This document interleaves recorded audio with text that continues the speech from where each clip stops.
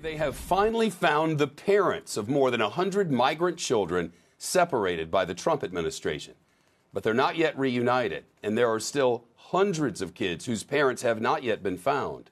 506 to be exact, according to lawyers and advocates. They say of those, they believe more than 300 have already been deported back to their home countries, making it nearly impossible to reunite them. NBC News' Jacob Soboroff now. He broke this story along with Julia Ainsley. And Jacob, now there's an increase in the number of children crossing the border without their parents. There are, Shep, and I think, the important context for that is during every presidential transition, you do see an uptick in people crossing the southwest border, including unaccompanied migrant children. And I think where you see some bipartisan pushback on the Biden administration tonight and this week is over the use of what's called temporary influx facilities. You might remember the Tornillo tent city in the desert during the family separation crisis, or the Homestead facility down there in South Florida.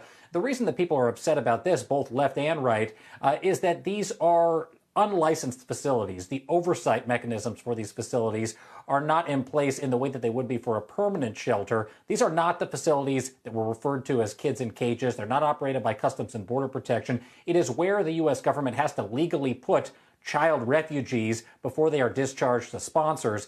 If the Biden administration is going to make a departure from this strategy, which has historically been used, was used under Obama and Trump, they haven't signaled that they're willing to do that yet. I don't think anybody wants to see these children in unlicensed facilities, including the government itself.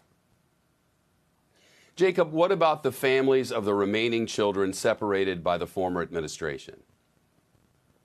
Well, I think it is extraordinarily good news. Obviously, anybody would say that, to find the children and start the process if they're not back together or putting them back together with their parents. But there is a lot of work yet to do, Shep. President Biden has announced this family separation reunification task force. It's not just the remaining 506 children whose parents have yet to be reached by the government. There's potentially another 1,000 on top of that who were deported without their children.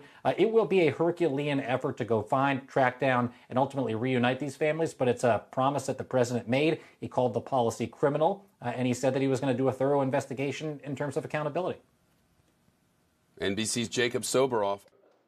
Shepard Smith here. Thanks for watching CNBC on YouTube.